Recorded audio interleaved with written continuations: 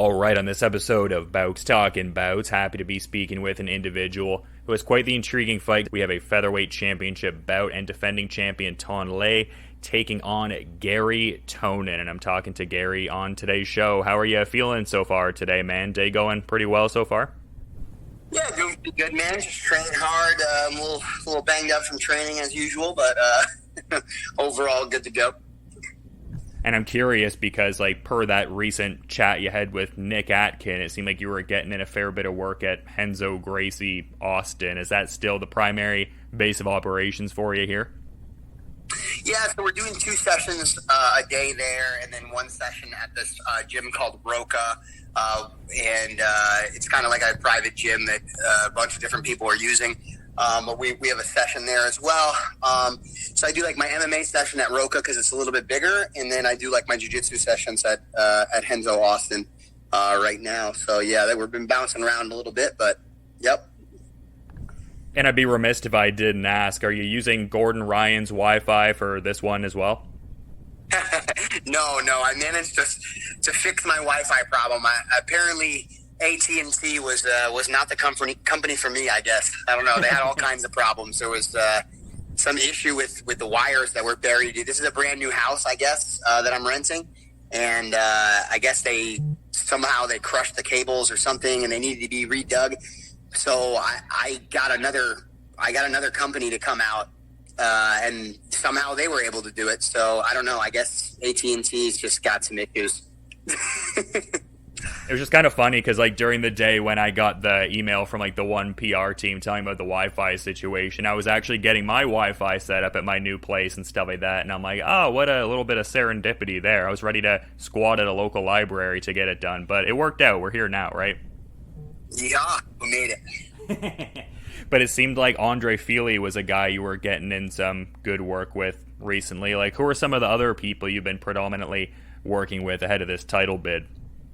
Yeah, sure. So Andre's come down here and there for his own training as well as to help me out. I mean, basically, as much as we're in fight camp right now, we've been in and out of fight camp for this fight for like the last year. So, he's bounced down a couple times to help.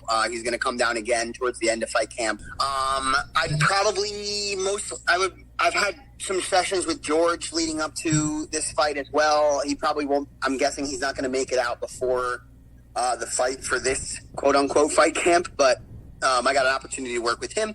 And other than that, most of my training partners are just guys that either are amateur fighters or like very new to the pro circuit. I don't have like a lot of guys that are coming in to train with me nowadays that are like former or current UFC fighters or anything like that. Pretty much Fili and George were kind of the only guys that I've been working with recently. I've had, back when we were at Renzo's, there'd be more guys that would pop in because it's a little bit more of a hub in New York City.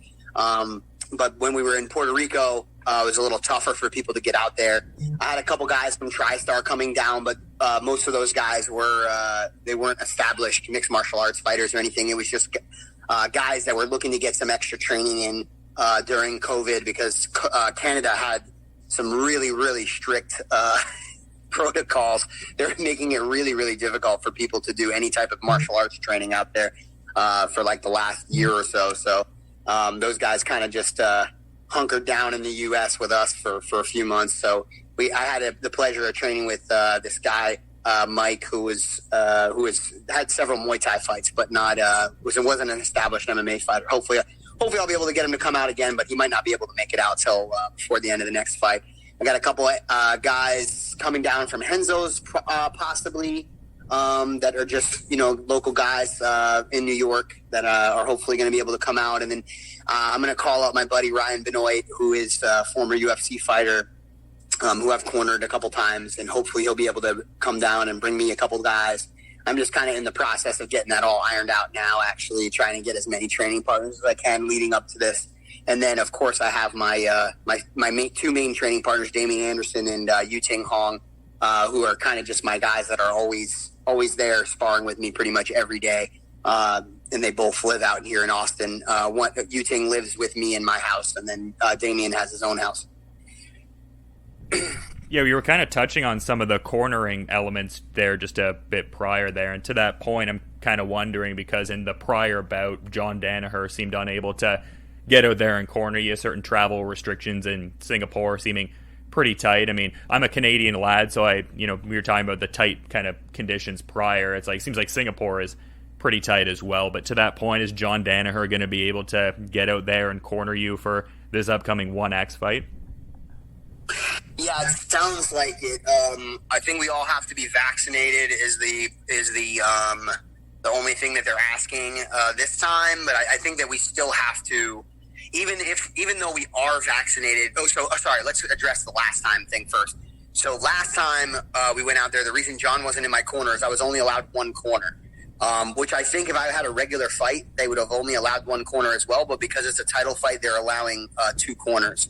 So last fight, it only made sense to bring somebody that I could actually do my drills with. Because although John is my coach, he's not an actual active athlete that's working with me doing my drills and my sparring and things like that. Yeah. So it only made sense to bring somebody who was going to be an active athlete that was able to participate in my drills.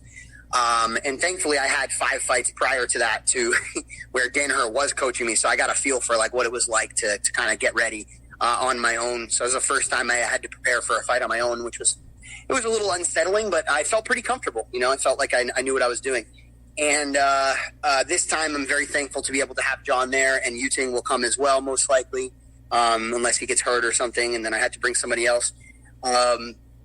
But they should both be coming. The only thing that they're asking in addition this time is that we're all vaccinated. And I believe even with the vaccination, we have to, I think there's a quarantine procedure. I think they told me that's the same one as last time. So if it's the same one as last time, I think we spend 2 days where we're not allowed to interact with each other or anybody else at all and just sit in a hotel room and twiddle our thumbs. And I think after that 2-day period, we get to start doing training sessions like twice a day, which is cool. They give us a little bit of mat space, and we do our training sessions, and that's pretty much it. We are not allowed to leave the hotel. We have to, any food that we get, we have to get, they don't have Uber out there. They have I'm trying to remember what the hell it's called. Grab, I think. So there's like Grab Eats or something, and they deliver you some food and stuff. So it's tough, man. It's kind of crazy the way everything works out, but it's kind of how I would expect Singapore to be, because Singapore is a very authoritarian government, and I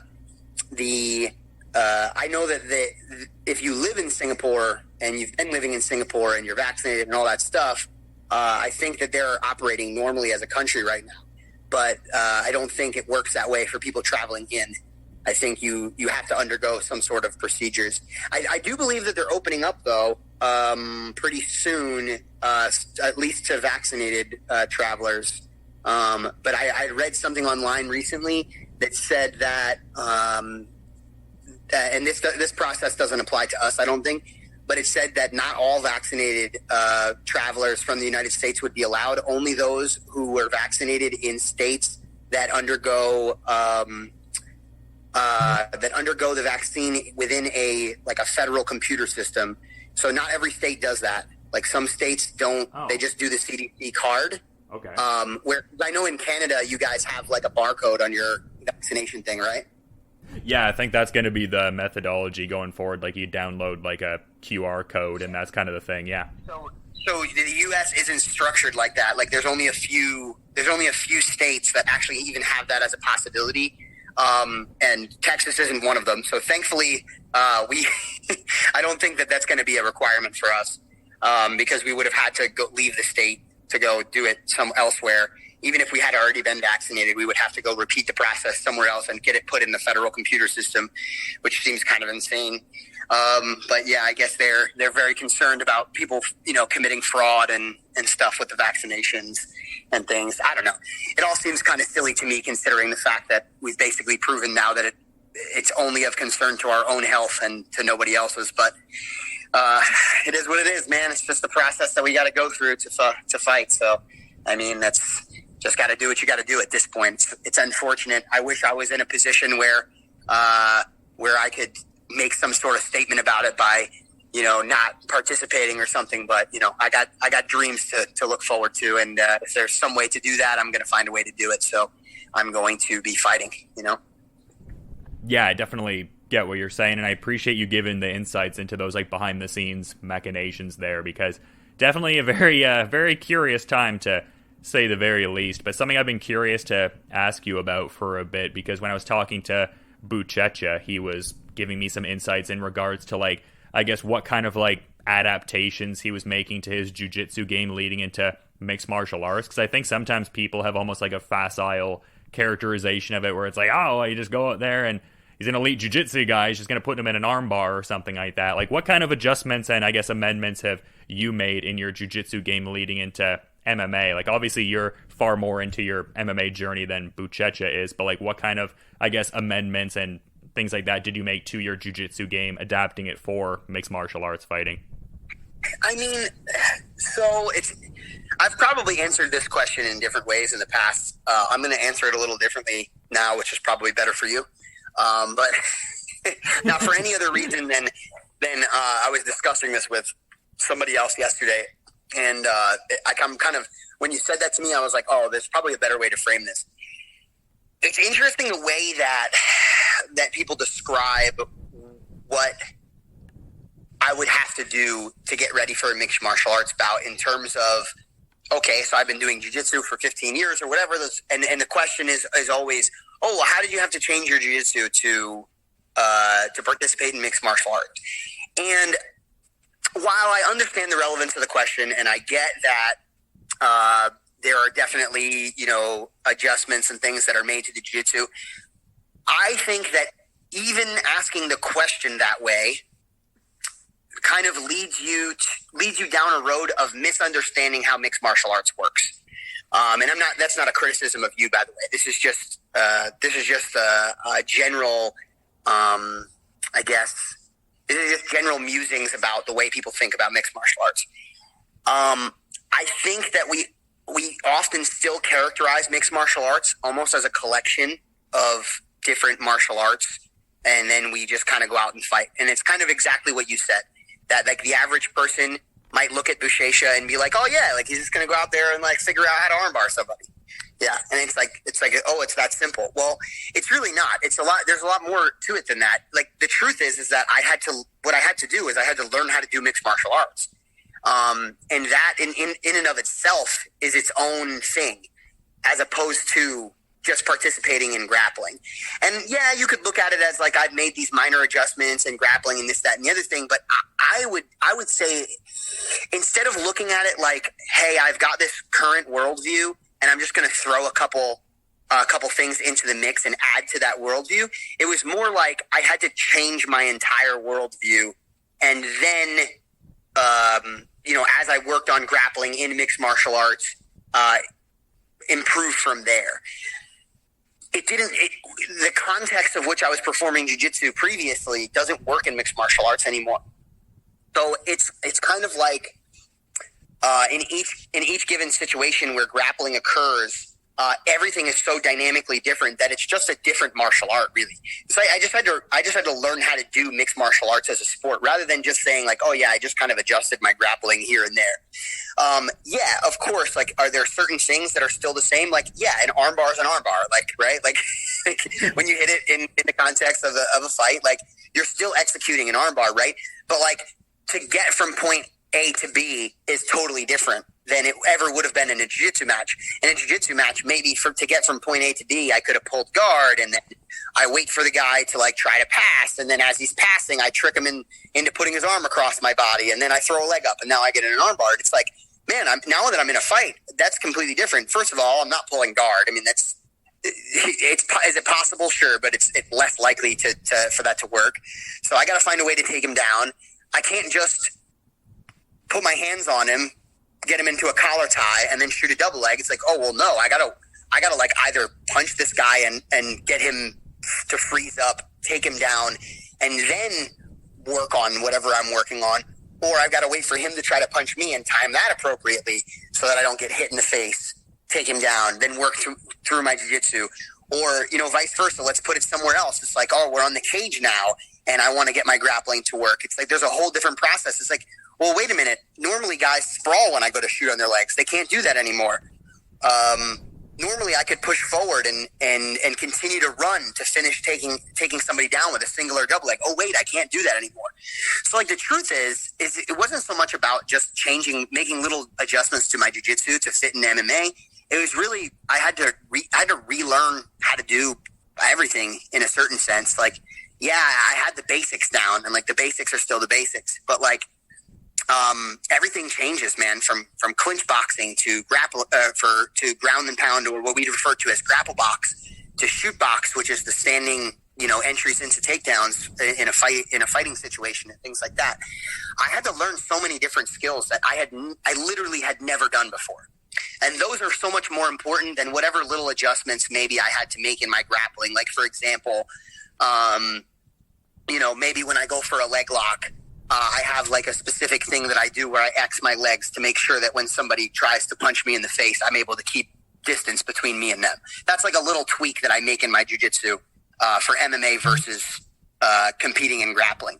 But like, that's like a very minor thing compared to all the other stuff that I had to learn, like wall wrestling and grapple boxing and shoot boxing and all these other things, Yeah, no, I really appreciate all of the nuance and insights, and I guess an extension of that, because it seems like, I mean, obviously you've been practicing jiu-jitsu for quite a while, but it seems like you've been teaching Brazilian jiu-jitsu for a while, especially to like kids and stuff like that. And I've talked to different fighters that impart technique and how it informs their own individual understanding of executing in a competitive kind of context. Like, can you speak to that point, like just how much transferable skill there is between, I guess, teaching, say, even kids BJJ to like what you do in the one circle? Interesting. So let me better understand the question that you're asking. So in terms of transference from teaching Brazilian Jiu-Jitsu as an isolated martial art and fighting, how much transfers? Is that what you're asking? Yeah, I guess I'm just wondering, like, if teaching people technique bolsters your own understanding of it, and as far as like executing it in a competitive context, I guess. So it's tough, man. It really depends on the circumstances. In the context of I teach you jiu-jitsu and I get you to like maybe purple belt level or something like that, and then you get into a street fight with somebody who's on who doesn't really know what they're doing.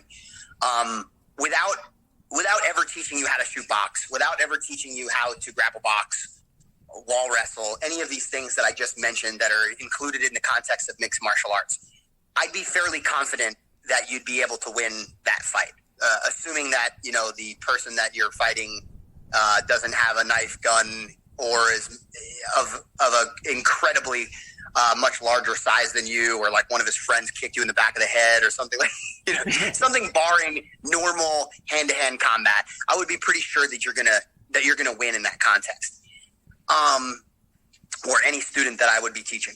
But when things come into the context of actual mixed martial arts, where you're going to have other people that have been training in mixed martial arts, things change. And it also depends on the relative skill level as well. So if you take the average amateur mixed martial artist, which half the time might be just some dude who watched UFC 1 or 2 times and was like, yeah, I want to take this fight, man, and just shows up at an amateur circuit and signs up for a fight. Because literally sometimes that's what the amateur circuit is. Yeah. It's probably at least 50% of it. That's almost just like the same situation that I just described to you, right? It's like the exact same thing. It's like, okay, you're going to be fighting basically somebody that knows nothing with years of jiu-jitsu knowledge. And yes, I think most of the time you're probably still going to be able to beat that guy. Then we work our way to the question you actually asked, which was speaking about stepping into the one cage. Well, now we're talking about a professional organization. It starts to become less likely now when you're entering into a professional fighting. I'm not saying it's impossible. It depends on who you're fighting, obviously. But if you're competing against somebody who has considerable mixed martial arts skill and has been doing it for a lengthy enough period of time, and you just had jiu-jitsu knowledge under your belt, you just went to jiu-jitsu classes and you did that, let's say even for the same amount of years that person did mixed martial arts and they're professional mixed martial artists and you were a jiu-jitsu practitioner, maybe you did jiu-jitsu professionally, let's say you're competing professionally to make it fair, it's going to be tougher to win now, I think. I think that it starts to become less likely that I put you in that cage and you're just going to succeed by default. Because like I said, there's going to be a lot of missing pieces. There's going to be a lot of things that you do that don't do well for you in a fight. For example, John talked about this in his podcast with Joe Rogan, I believe, his most recent one. It brought up a very interesting topic about jiu-jitsu and how we have a kind of a non-verbal agreement that the top player plays top and the bottom player plays bottom in jiu-jitsu. So in jiu-jitsu, when you're on bottom, you're just kind of looking to sweep the guy and submit the guy. And when the guy's on top, he's just looking to pass your guard, vice versa. Well, that agreement is no longer in effect in a fight, right? Like, I very well may take you down. So let's say that the guy you're fighting in MMA doesn't have very good takedown skills. You don't know anything about shoot box, but you just rush forward and you find a way to tackle his legs and put him down. Well, that guy is now just going to try to get up on you as quickly as possible because he's trained in the context of MMA where he knows he's getting punches rained down on top of him when he hangs out on bottom. And you, as the person who's just been training jiu-jitsu for your whole life and just going to jiu-jitsu classes and just rolling with people who do jiu-jitsu, have never experienced that. More than likely, after you took somebody down, if you even train stand-up at all, because first of all, some jiu-jitsu schools don't even do that. They just start from the knees or seated standing or whatever the case may be. All of your training partners are just looking to submit or sweep you.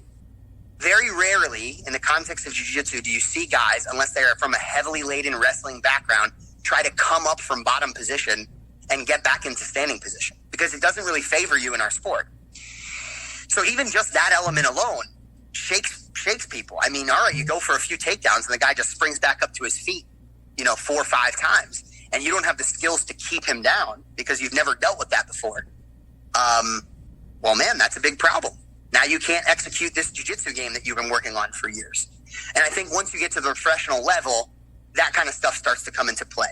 So, do the skills transfer if you're able to get yourself into the positions necessary to transfer the skills? Like, if I put you on somebody's back in an MMA context, are you going to be able to finish the strangle? Probably. You know what I mean? Like, you're probably going to submit somebody that's not as good at jiu-jitsu as you and they just do MMA or whatever. But in the context of the whole fight where you start in the standing position, not so much. And I think the proof is in the pudding there. Like, you watch guys that just have a jiu-jitsu background start to fight and they haven't done what I just told you and it's clear that they went in there just thinking that they could rely on their jiu-jitsu. It usually doesn't bode very well too many fights into their professional career. Sometimes only one fight into their professional career. I'm very happy to know that Buchecha won his first fight and hopefully he continues to do so. And hopefully he takes this very seriously and he trains those integral skills like I'm talking about. But mark my words, if he just relies on banking on having decent jiu-jitsu and winning a title in that organization, I don't think it's going to happen. Yeah, I really appreciate the depth of insight, and I'm curious in the context of this fight, like just with there being multiple reschedulings at this point with the Ton Lei fight, obviously a guy with demonstrable knockout power, pretty well-rounded skill set in a lot of regards. Is there, I guess, an almost like point where it's like paralysis by analysis? Like, do you get to a point where you have to monitor like overly thinking about this fight just because there's been like a few different delays to it? Like, can you, I guess, speak to that a little bit? Like, if there's some utility to like laying the foot off the gas pedal, as it were, in the context of game planning for this title fight here? Yeah, absolutely. I'm not going to mention specifics, but I was actually just thinking about this the other day. There was something that I was doing to help myself mimic a situation that I believed I would find myself in the fight with Thon Lee over and over again, no matter who I sparred with. And now, by doing that, I got extra experience mimicking that skill and being in that position. And while absolutely it was helping me prepare for that situation that I believe is going to occur in our fight, if I just continued to hammer away at doing that over and over and over again and never change anything, what I would do is take myself away from what I do and just put I'm fighting in a way that's I'm solely fighting specifically this way because I anticipate my opponent to fight this way. Well, now it's like I'm purely, if I had continued to do that, I would basically be purely defensively preparing for the fight in a way. And I feel as though when you prepare in such a way, you can only get so far. I mean, don't get me wrong, would it still have been possible for me to win, etc.? Absolutely. But if I'm just looking at what my opponent does and I'm preparing for it, I'm failing to develop the tools that I have that I'm dangerous at, and that I can pose threats with, and the things that I do that are confusing and difficult to read, etc.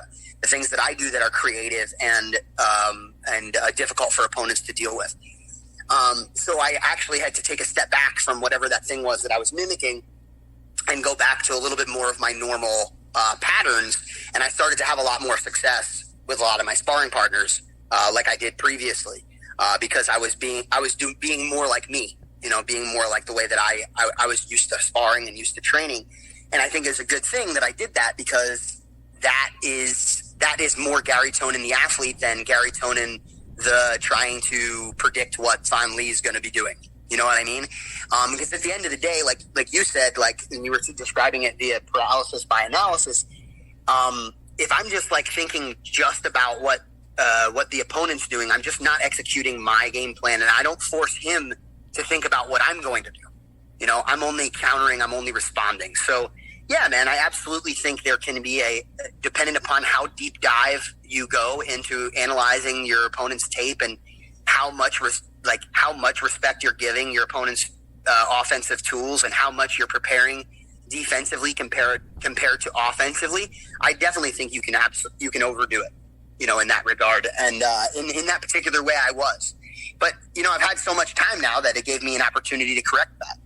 So it's it's hard to say, man, whether or not the longer time span would be better for me, if perhaps I would have rather had the fight 6 months ago and I would have done better. It's kind of hard to tell. There's a lot going on, and there's two people preparing for this fight too, right?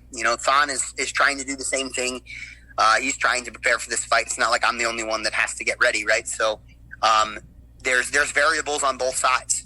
Maybe the shorter period of time would have favored me in certain ways, but also would have favored Thon in certain ways. So it's really hard for me to say for sure. But I'm feeling comfortable. I'm feeling ready, and I'm excited for this fight, regardless of the timeline and the delays that we've suffered.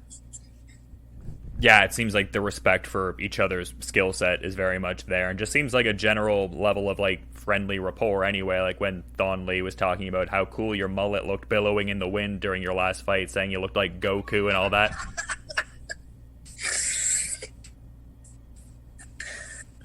Yeah, you love to see it. Oh, sorry. Yeah, I thought I lost you for a second. Yeah, man, absolutely. Definitely we both respect each other. I think that when the promos come out, when they do these interviews and stuff, when the organization does, they're always itching to try to get us to say something about one another. So they're like, so Don Lee said this about you, and who knows if he even said it, and they're like, what do you think about that? Right. So I'm sure there's going to be little voice notes and clips from both of us where we're saying, certain things, about each other, and it'll help pump up the fight and stuff. But overall, I don't think either of us is looking to try to smear the other person in any particular way and try to promote the fight so much in those means. And sometimes I do, but I usually do it naturally. Yeah, for sure. I usually don't do that without a reason. You have to do something to give me reason to try to smear you. I've done it in the past, and I'm happy to do it if I feel as though the person deserves that kind of treatment. But typically, if I have an opponent who I respect, who is appearing to respect me, and they're not, going crazy, saying all kinds of talking all kinds of shit in social media or whatever the case may be, I'm probably gonna do the same. I might have a few things here and there that are, fun and promotional or whatever the case may be to try to get people excited to watch the fight. But I usually don't go super hard after the person personally. Yeah, no, I mean, that's totally fair. It's not really a make or break facet for me in the least. Like, it's like what you were saying. If it's almost like they're trying to create a beef out of nowhere, it just comes across as pretty contrived more often than not. So, yeah, I think it's cool that you guys are just two high-level fighters that have that respect. But I'd be remiss if I didn't ask, because I'm a bit of a fan of this particular beverage myself. It looked like you were sipping some kombucha in that recent Nick Atkin interview. Are you a big kombucha fan there? It's funny. I was heavily against kombucha without even trying it. Yeah, fair. For so long, I was so against it. I don't know why. Just the idea that it was like fermented, I think, kind of like grossed me out a little bit. Fair. Even though I obviously drink beer and stuff, so it's same difference. But I wouldn't say I'm like a huge kombucha guy, but like I don't mind it. I think I had to do that interview at Gordon's, and I think Gordon drinks a lot of it, so it was in his fridge, so I grabbed one. I'm certainly drinking it more than I ever used to, because I wasn't drinking it at all before. So I think probably somewhere in the last year I tried one. I think maybe when I went to Puerto Rico, I had one for the first time, and I was like, oh, okay, this isn't so bad. I don't know what made me change my mind about trying it, but it ended up working out okay. I'm not one of the types of people that gets crazy health nuts when it comes to the things that I put into my body in terms of eating and drinking. So, I mean, whatever it may offer me, and I'll try to cancel that out by eating Shake Shack afterwards. So. Yeah, I was gonna say a couple Five Guys burgers, couple things at kombucha at Gordon's. Life's about balance, right? Exactly. But I was going to say, as like a parting kind of thought I had, because in a previous interview you were talking about how you tend to switch up the theme music a little bit as you make that walk to the circle. I'm kind of wondering, when you're getting in that training work and just in a general sense, like what do you really like training to music wise? Like, are there go-to artists or genres you find yourself gravitating towards? I hate to disappoint here. I'm really, when it comes to training, it's just silence. Like we really don't do too much with music. If we do, it's not on purpose. It's because we're in a gym who happens to be playing music at the time or something like that. John is really not into it. I've never really been into it. I never really played too much music at my gym when I was running my gym either. I think towards the end we would do, like, maybe during training we would put on some things and stuff to listen to just during our jiu-jitsu rounds when I was teaching at my school.